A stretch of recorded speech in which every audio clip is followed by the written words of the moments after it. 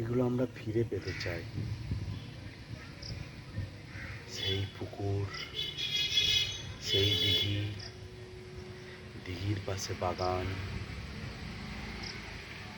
সেই বাগানের ধারে সুন্দর সুন্দর গাছ, দিঘির পাশে কচুরিপানা, ঠিক ঠিক করবে বক আর পানকৌড়ি।